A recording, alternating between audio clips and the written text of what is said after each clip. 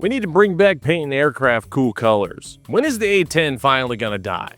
See, this is the A-10 Thunderbolt II, aka the Warthog, and you probably already knew that. In a world of stealthy supersonic fighters with all the bells and whistles, this thing ain't got none of that. It is the tried and true close air support king. Unlike most other aircraft designed to do a little bit of everything, the A-10 has exactly one job: blow stuff up on the ground. A job it does very well. But it's also an older design, and a lot of people want to get rid of it. Despite that, we are still seeing it doing strafing runs as we speak today. So what's it going to take to finally put the nail in the coffin? Well, overused BRRT joke, the like and subscribe button, and let's talk about it. Also, if you're an uber Warthog fanboy, I'm going to have to hold your "please be patient, I have autism" hat when I say that this video might be a little hard for you to watch. Now, right now, there are a bunch of videos floating around of A-10s in Iran going absolutely ham with their guns. They are in fact shooting for so long at once that it started popping up in the news cycle a little bit. Despite that, there have been 6 attempts just in the last 10 years alone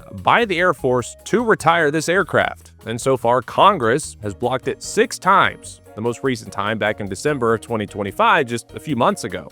Kinda doesn't make sense though. Why does the Air Force, the ones actually using the thing, not want to keep the aircraft? But Congress, the ones definitely not using it, are literally forcing them to keep it. Well, to answer that question, we need to look at the aircraft itself. There are about 1 billion deep dives on this thing already on the internet, and you've probably already watched them all at least twice. So I'll mostly just be covering the basics for the new people in the back. A-10s first came into service in 1977 and were designed with lessons from the Vietnam War in mind. Those lessons being that big airplane gun are good and shooting at ground targets also good, but also ground targets shoot back sometimes. And that brilliant realization led to the most famous design aspects of the Warthog, the 30mm GAU-8 Avenger that the plane was designed around, and its heavy armor and high survivability, culminating of course in the famous bathtub, a 12,000-pound titanium shell that protects the cockpit. The A-10 only exists to eliminate ground targets, and it does that very, very well historically. Getting attacked by an A-10 is about as close as you can get to fighting an actual dragon these days. The big reason for that, as you already know, is the rotary 30mm cannon. This can, in effect, kill anything. Most American aircraft with guns come armed with a 20mm cannon, and that's 10 more millimeters per bullet. I actually don't know if that's a lot or not because I don't know how the metric system works. So if someone could please tell me what the conversion between millimeters and football fields are, that'd be very useful. Now, while it is true that the 30mm round fired from the Hog's cannon doesn't kill modern tanks as fast as it used to, mostly due to improvements in armor technology, the key phrase there is "as fast," because that shit's still getting as-sploded. The gun maxes out at 4,200 rounds per minute, which is a lot. And as over the top as that RPM sounds, it gives the pilots the ability to land shots in the very short amount of time they actually have lined up on their target. And believe it or not, 4,200 is actually a bit slower than the guns on other aircraft like F-16s, or those shoot at 6,000 rounds per minute. But the Warthog fanboys ain't ready for that conversation yet. But that rotary cannon alone is one of the biggest reasons this thing is still kicking. It's not because it's cool and makes a fun noise. The real reason is that, much like your mother's OnlyFans, the GAU-8 Avenger is cheap as hell. Guns as a weapon, at least when we're talking about aircraft, have fallen a bit out of fashion these days. New AC-130s are losing their guns, F-35Bs don't have them organically, and whatever next generation of aircraft the DoD decides to shit out in the next few years, probs won't have them at all. Missiles have gotten a lot better, and it pays to keep your multi-million-dollar flying machine far away from the bad guys, which missiles allow you to do. But they're expensive, they take a while to build, and planes can only carry so many of them. An A-10 Warthog is able to carry about 16,000 pounds of ordnance, and while that sounds like a small mountain of whoop-ass, it's almost 10,000 pounds less than an F-15E Strike Eagle can carry. And in a standard configuration, that usually translates for the Warthog to somewhere between 6 and 12 missiles depending on what they are. Most of the time, these are going to be AGM-65 Mavericks for hitting peoples and things, while other things like laser-guided bombs for hitting places. And my point there being is that this thing is really good at blowing up nouns. But like I said, DIMS is expensive. A modern Maverick missile averages about $150,000 per, though that number often does go higher. The round fired by the A-10's cannon costs about $50 per. Multiply that by the 1,150 rounds the plane can carry, add a little bit for smudge factors, and you roughly get that mag dumping your entire Avenging cannon at once costs half of a single Maverick missile that can realistically only destroy one target. 30mm rounds are also super easy to churn out of factories, and a good chunk of the manufacturing process is actually controlled by the DoD, meaning big aspects that make military stuff expensive most times don't apply in this scenario. So what you end up with is a gun weapon system that can kill multiples of pretty much any target and do it for cheap. Now, naturally, there are pros and cons to using a gun or a missile, and both have their places. But if your goal is to kill a bunch of stuff and not add to the national deficit as much, a gun is a good way of going about it. So when you read headlines about how we're doubling the number of A-10s in Iran, it ain't because we don't have enough firepower over there already, or that there are somehow targets that only the big bad A-10 can handle, but literal strategic bombers cannot. The real reason is because this shit got real expensive, real fast, and big line not going up right now.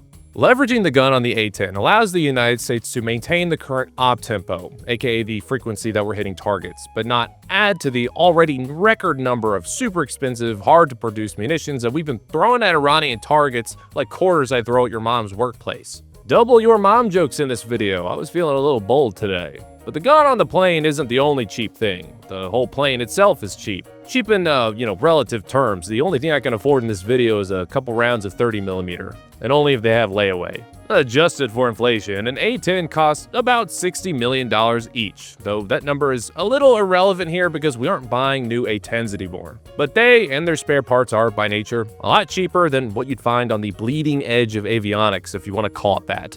If you average it out, it costs about 20 grand per hour to fly an A-10 Warthog. Compare that to F-16s at about 30 grand per hour, and F-35s upward of 40 grand per hour. A-10s use relatively simple turboprop engines, which are cheap and easy to fix, and the overall design is similarly rugged and simple, so not only is it cheap to fix, you don't have to fix it as often. One thing you don't hear mentioned as much is that the fact that because this aircraft goes slow and it's not meant to dogfight, you don't have the insane force stresses that come from pulling a lot of G's or flying faster than the speed of sound. And that helps just keep everything a lot simpler and easy to manage. So if this thing is so cheap and effective, why do certain people want to keep getting rid of this thing? A-10s have been about to retire for over 20 years now, and yet it hasn't happened. It's not dead yet. Well, for those who want to get rid of it, it's important to keep in mind that, all things considered, the A-10 is a one-trick pony. It just happens to be an incredibly flashy and easy to film from the ground pony. It's incredible as a close air support platform for troops on the ground, but that's about it. Basically, every other combat aircraft we have can do a little bit of everything.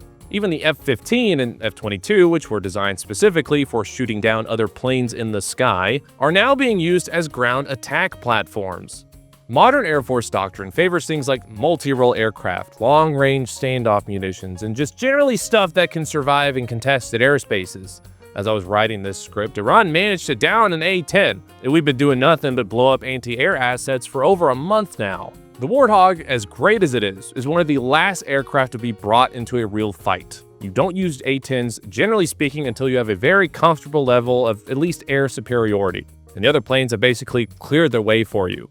Yes, they can sometimes absorb a hit or two of SAM fire, and we can all brag about that on Reddit if we want to. But frankly, the Air Force and the pilot in the cockpit would probably very much prefer to not get shot in the first place. A-10s are basically the Air Force's mop-up platforms, a flying janitor of death, if you will. They take out whatever's left when the dust settles after all the other fancier stuff's already been fired. Simply put, the A-10, being a one-trick pony, doesn't give Air Force planners a lot of options on how or when to use it. There is no denying that it is better at killing ground stuff than an F-15E or an F-35, but most of the flyboy brass are willing to give up a little bit of that close air support in favor of gaining the ability to perform other competing mission sets. It's also important to keep in mind that a lot of targets the A-10 would be prosecuting, like columns of tanks or big bunches of infantry, can, will, and currently are getting shredded constantly by drones. Drones are also way simpler to use. Coordinating an airstrike isn't as simple as grabbing the nearest radio, screaming, "They're fucking our penises out here," and then 10 seconds later a giant explosion happens.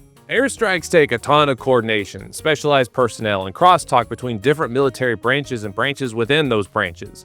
A drone that you had sitting in your inventory, however, requires none of those things, and is arguably more effective and precise against certain targets. Add in that dismounted troops are seeing an overall increase in firepower against hardened targets, and the 30mm Gatling gun on the Warthog starts to go from necessary asset to nice to have.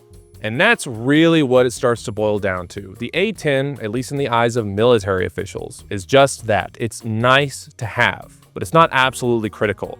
It's currently turning Iranian targets into Swiss cheese, but Epic Fury ain't playing out like a hypothetical war with China would. Something that is nice to have is by nature, nice to have. No shit. But it's just one more platform you gotta bring into theater. Set up a dedicated, separate logistics trail for, bring in personnel qualified to work on that platform and that platform alone, and all the things that come along with that. At the end of the day, A-10s take up space, and the Air Force would rather use that space both literally at an airbase and metaphorically in the fleet inventory for an aircraft that could do most things pretty well, not just one thing very well. An F-35 can provide support pretty much whenever it's needed. An A-10 can only provide support realistically as long as certain battlefield conditions have already been met, and those conditions are no simple task to achieve.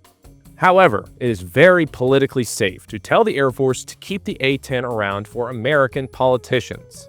Upwards of 30 states have economic ties with the aircraft, and so Senator Lizard Person can claim to be both fighting for the jobs of their constituents and that they're pushing for fiscal responsibility by telling the Air Force to keep the hog because it's cheap.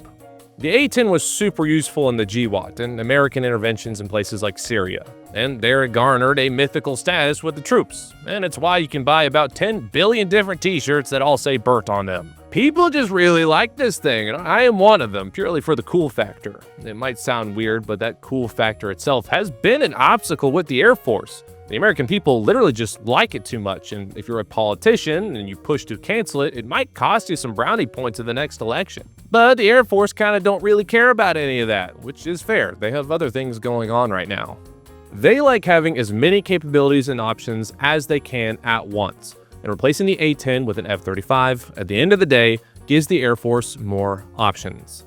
One part of this argument that people seem to miss these days is the shift in how the US military as a whole is moving its doctrine on fires. And by that I mean stuff like airstrikes, missile launches, and even cannon artillery fire. Epic Fury, in current state as it is an air campaign. We aren't seizing territory or doing all the other things you normally do with conventional ground forces.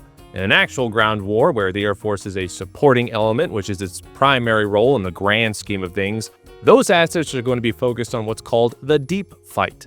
The deep fight is a bit of a loosely defined term. It is kind of a buzzword, but it's generally targets that are behind the immediate front line and the immediate tactical supporting line behind that.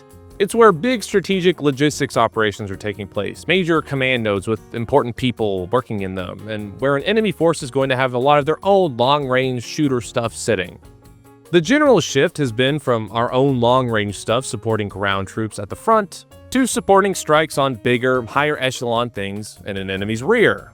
Anyway, it allows for more things to happen at once. If you're hitting an enemy target 40 kilometers behind enemy lines, you don't gotta worry that the rounds are gonna hit too close to a bunch of grunts. And the targets you are hitting are generally much less dug in and not as well protected, making the whole idea of combined arms warfare a lot easier in that sense. While that might not immediately help a grunt currently in a firefight, it's going to make the rest of his week, if he survives the firefight, a whole hell of a lot easier. Whole hell is actually the scientific name for a group of twinks, in case you didn't know. But deep fight is a video all on its own also. But simply put though, what it mostly means is a shift from long-range stuff being from a tactical focus, meaning things like enemy bunkers or tanks, to a strategic focus. Think command nodes, logistics hubs, and major communication points, stuff like that. That doesn't mean that Joe Schmo can't call for air support anymore, but he's more likely to send out a drone or use the organic systems he has these days he didn't have before to handle the fight. It's one of the reasons the US keeps pushing for longer-range ground attack missiles and doing things like reorganizing artillery units to be under control of higher-level commands. The A-10 absolutely dominates on the tactical level, but that's not where the Air Force is trying to focus on anymore. Multirole aircraft and other attack jets can have effects at the tactical level, but also at the larger strategic level. A-10s can play a role in the strategic deep fight, but other aircraft perform that role a lot better. Ultimately, it's a shift in priorities. The A-10 might be cheap, but it ain't free. Again, it's important to keep in mind that it's not just a small thing to keep a fleet of aircraft sitting around somewhere just in case and all the crew trained up and ready to go at a moment's notice. The Air Force just wants a different plane that can do more stuff, and they're less concerned if it's more expensive to have it in the first place. Targets in the deep fight also generally have some form of air defense coverage, even if it's not a lot. The A-10 is very vulnerable to this, and if it wasn't, they wouldn't have bothered with the titanium bathtub thing in the first place. Now, one could say, oh, but Justin, China and Russia's air defense stuff is all trash and Cold War relics. Well, the A-10's also a Cold War relic. During the 1991 Gulf War, the US lost 6 of them, and another 5 during the 2003 Iraq War. And that was against Iraq, who were using Soviet export leftovers. The United States places a huge emphasis on individual troop protection, and it's better to put a pilot in a plane that won't get shot down or even shot at in the first place, rather than hope that he survives getting shot at and/or shot down. So what's it gonna take to actually kill the A-10? Well, in my humble and moderately unqualified opinion, it's gonna take a few years of the US not going on war side quests against non-peer threats. There's no real interest in replacing the A-10 with another designated ground attack platform. The A-10 is popular right now because of the fight it's in right now, and that has been the case of every Middle Eastern excursion over the last 20-something years. Every time we want to get rid of it, we decide it's time to go fight the desert people again, and the cycle continues. And now I'm starting to think that Middle Eastern wars were started by Big A-10 to sell more A-10s. Release the Warthog files. But on that note, thank you for watching. I hope you enjoyed today's video. Please subscribe and I'll see you in the next one. Also, I wrote this before the A-10 got shot down in Iran, so anyway, see you next time.